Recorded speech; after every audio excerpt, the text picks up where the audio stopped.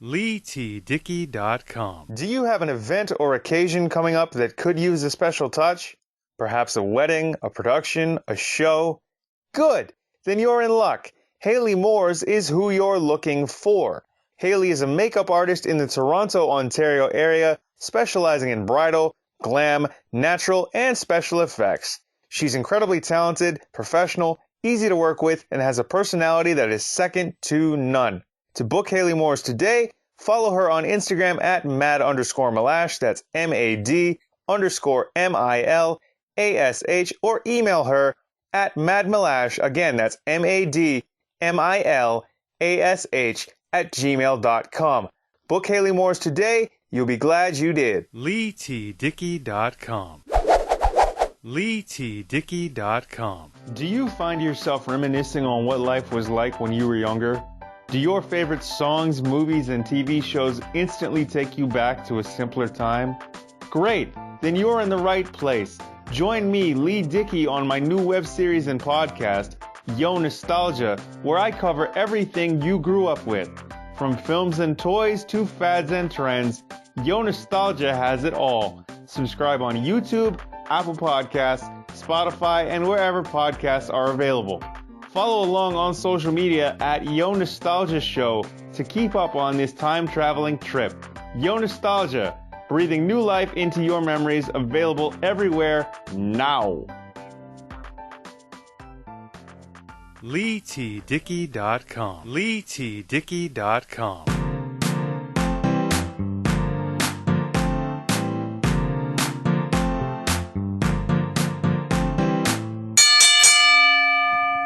What's going on, everybody? Leigh Dickey here. Welcome to a brand new episode of the Beats and Speaks podcast. I'm sure this will be a bonus show of sorts. Today I want to go over and give you my thoughts and sort of a review on the Hawaii Five-0 series finale. But before we get into that, before we get into the main event, before we get into all the aloha, I want to tell you where you can find the Beats and Speaks podcast. Of course, new episodes of the Beats and Speaks podcast are released every single Friday on my official website, LEIGHTDICKEY.com, iTunes, Apple Podcasts, Spotify, Google Play, and wherever you get your podcasts. Please do comment, like, share, and subscribe. Find us on YouTube as well under Leigh Dickey TV. Please do leave us reviews and rate us 5 stars if you would, please, and thank you. If you want to follow along with the show, follow me at Leigh T. Dickey on social media. Send your comments, questions, and guest requests to LEIGHTDICKEY@gmail.com as well. Thank you very much. But now that all that housekeeping is out of the way, let's get into my thoughts and review and kind of an overview of the Hawaii Five-0 series finale right here with me, yours truly, Leigh Dickey, on the Beats and Speaks podcast.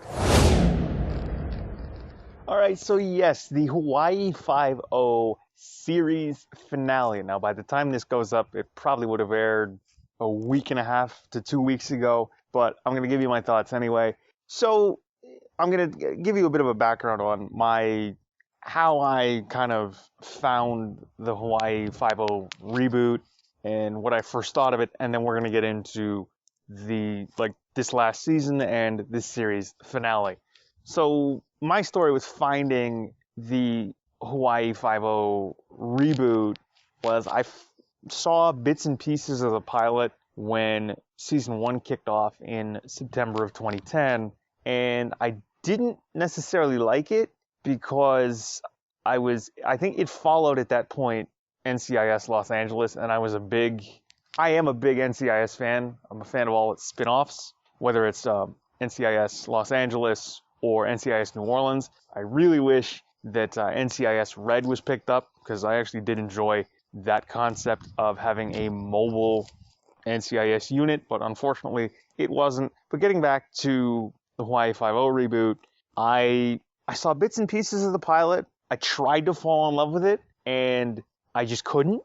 So I just kind of let it be for that first season. I kind of just let it fall to the wayside and let it kind of sit on the back burner.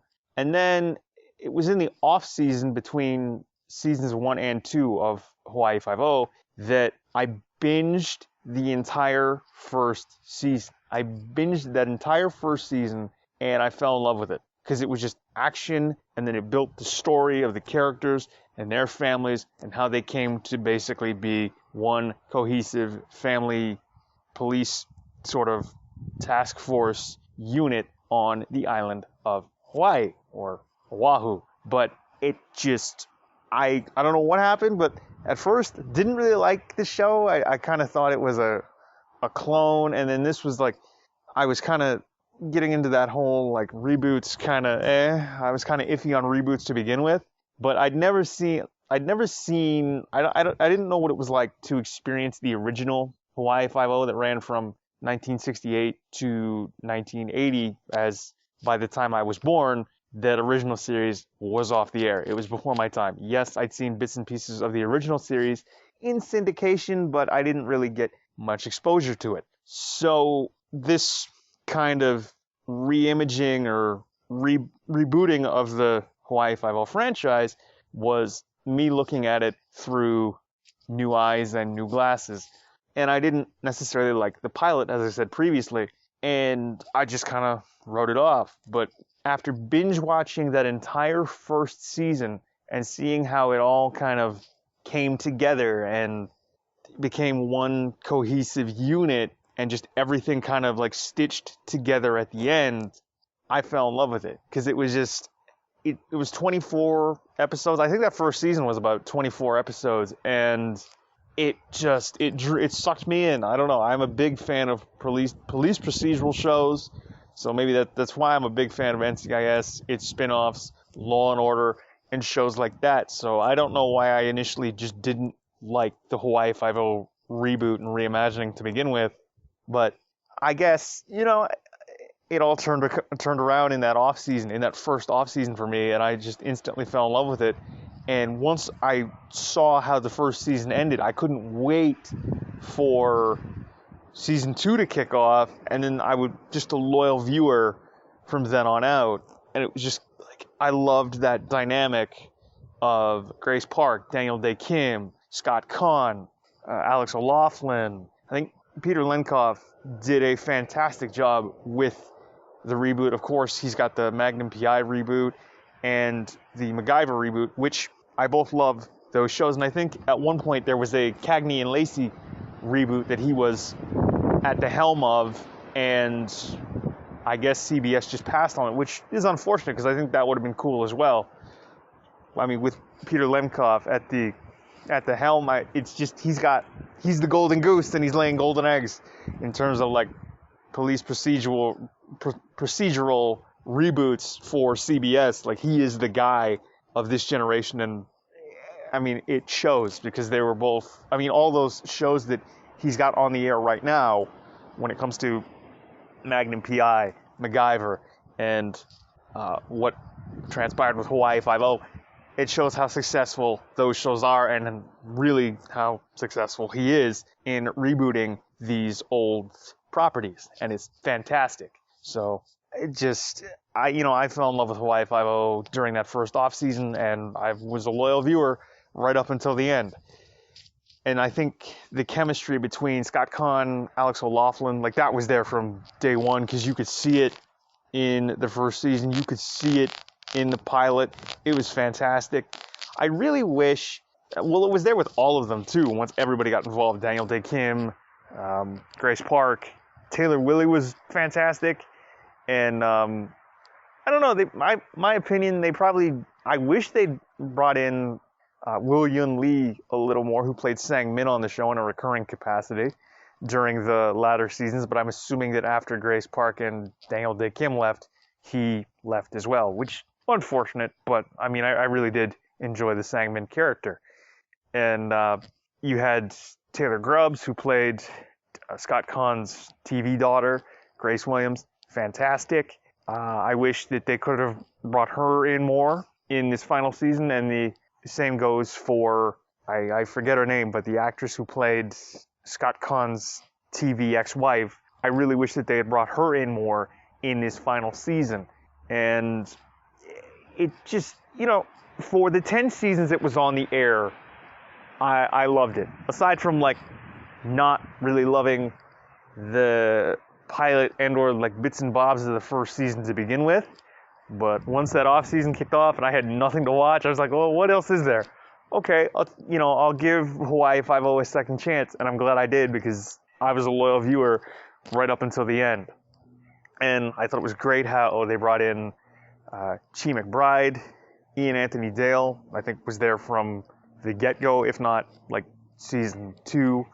He was fantastic, and then you had Taylor Willie, like I mentioned previously, and then the actor who played Taylor Willie's on-screen cousin Flippa. You had Macy Aka there for the first 7 seasons, I think it was. And it's a shame that Grace Park and Daniel Day Kim left the show, but of course, Hollywood is a business, and I understand why they decided to leave. And I think with Macy Aka as well, it's a shame that he decided to leave, and I think Jorge Garcia decided to leave as well at the beginning of this past final season, season 10. But, everybody that was cast on this show did it was just fantastic. Michelle Borth as Catherine Rollins, Steve McGarrett, or Alex O'Loughlin's, who played Steve McGarrett, his on-screen, on-again, off-again love interest was great, and I really wish that she had come back more in a permanent capacity, even though she was a regular for seasons 3 and 4 and recurred right up until the end, I think from season 1 all the way through. And I think they did a good job with the show, but getting to this final season, Alex O'Loughlin wrote and directed an episode. Ian Anthony Dale directed an episode. And you had Chi McBride, who co-wrote a couple episodes from this final year. Like, I'd have to go back and look at the episode credits to see how, like, if anybody else wrote and or directed from the cast in previous years, but I'm not sure. But I know from this final season, Ian Anthony Dale directed an episode. Alex O'Loughlin wrote and directed his own episode. And then you had Chi McBride, who co-wrote a couple episodes. And it was a fantastic, I loved this final season. You had, you had Beulah Koale, I think it is, come in season 8. And then you had Megan Rath come in season 8 after Daniel Day Kim and Grace Park had left. And they did a fantastic job filling those roles, I think. And it was amazing. I loved it. It was a great show.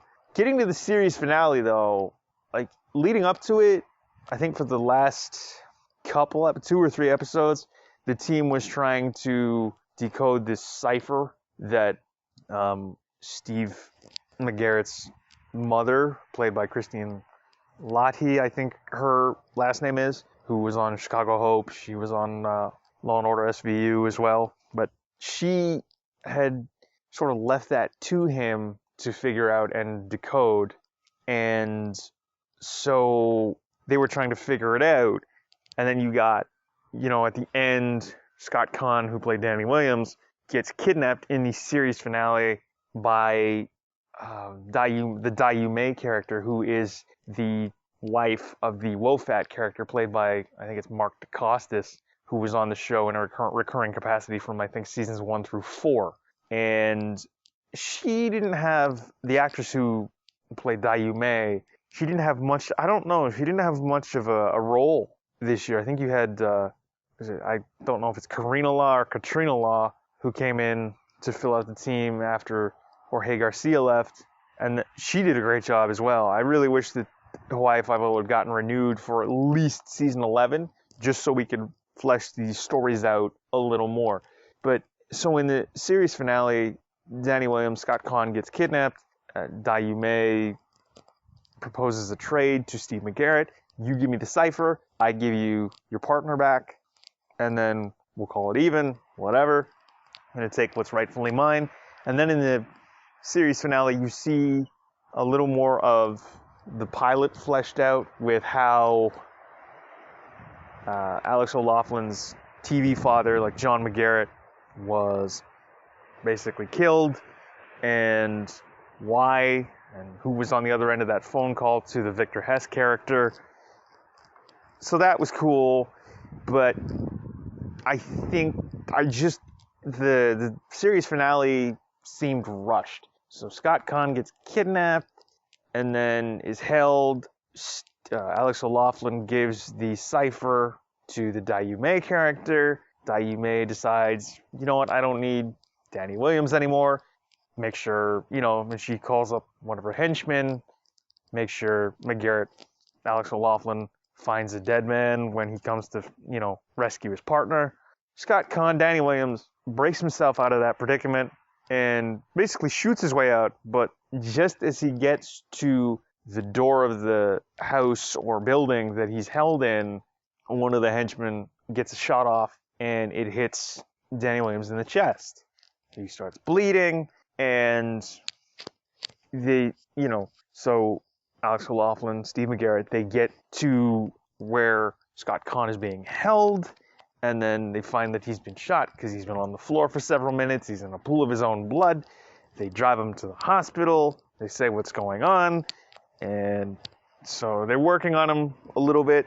That's the thing. I think Scott Conn got beat up a lot in this series in general, because in the pilot, Danny Williams gets shot, blasted backwards through a window, and then I can't remember if it was earlier in the final season or in last season, in season 9, where Scott Conn is basically they're in quarantine. Like, the entire team is in quarantine after coming in contact with some sort of viral agent of some sort, and so obviously they need to be separated or sequestered away from everybody else.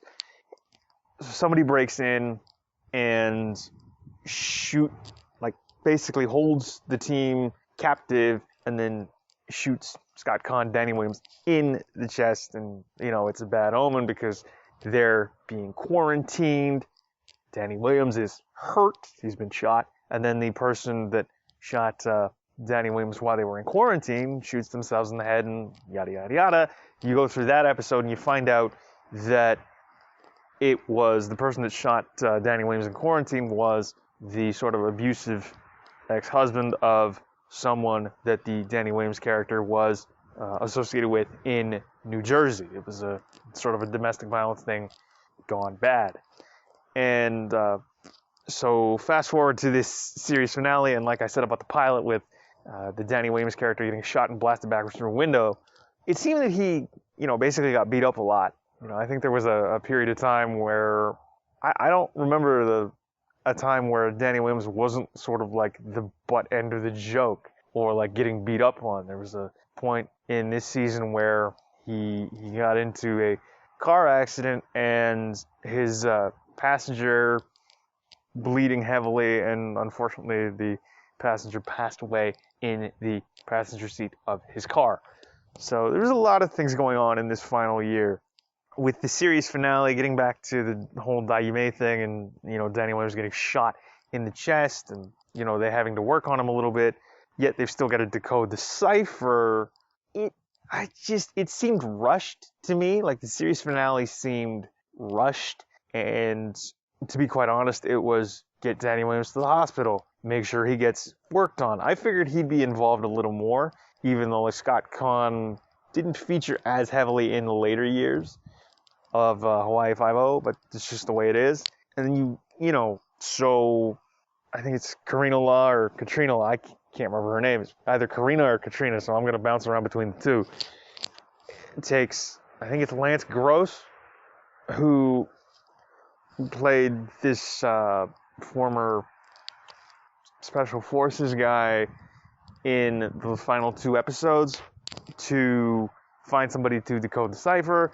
His contact, they find out, is, or at least was taken against his will, thrown into the trunk of his own car, and then crushed in a junkyard.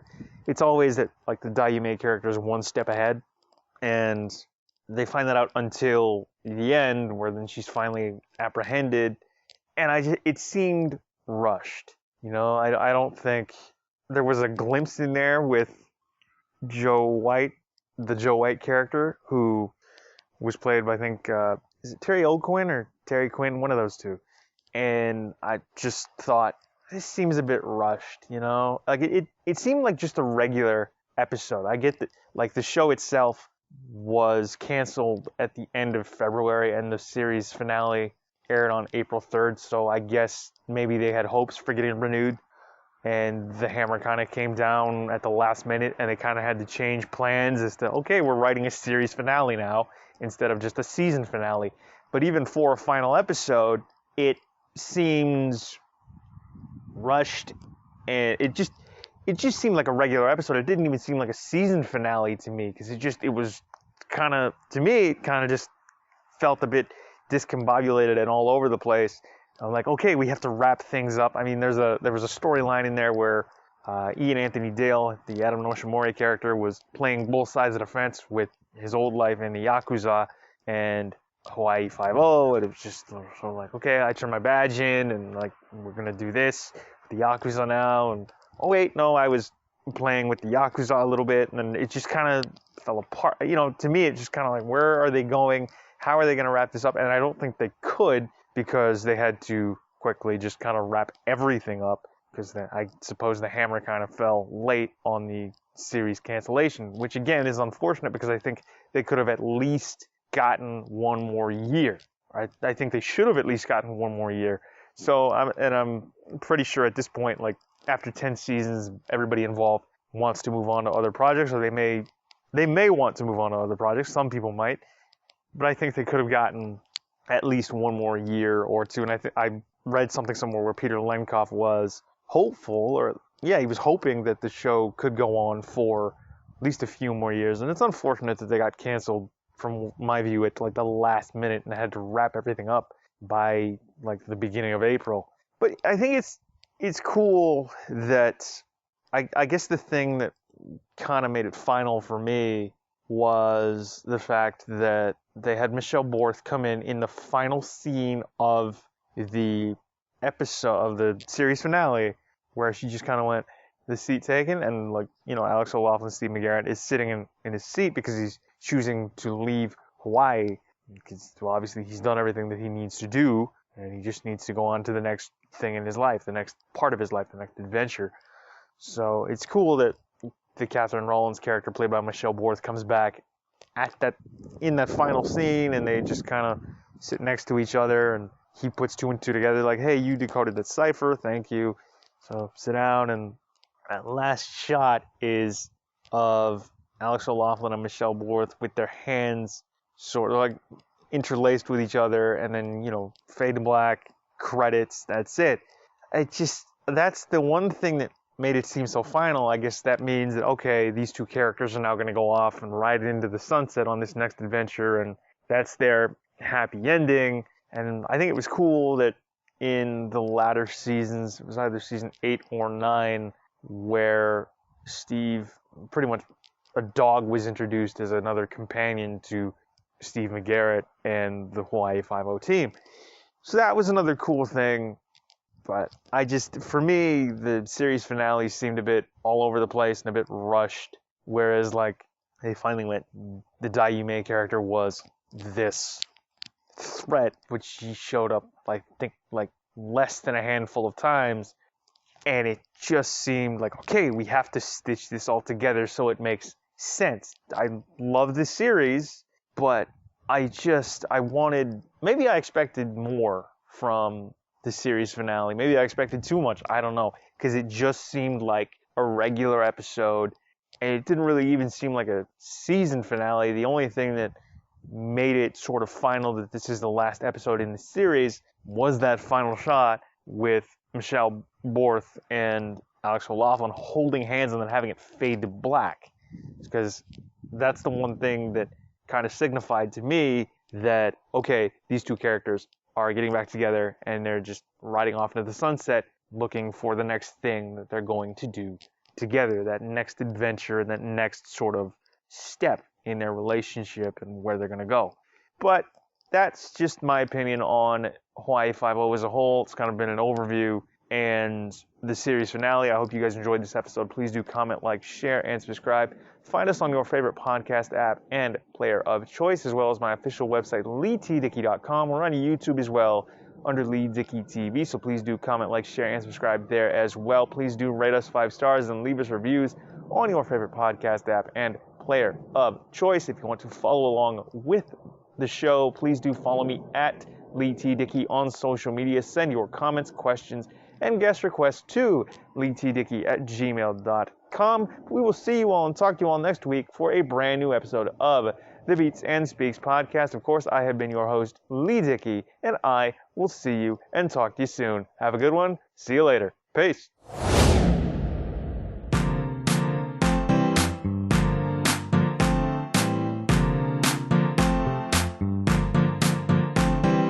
LEIGHTDICKEY.com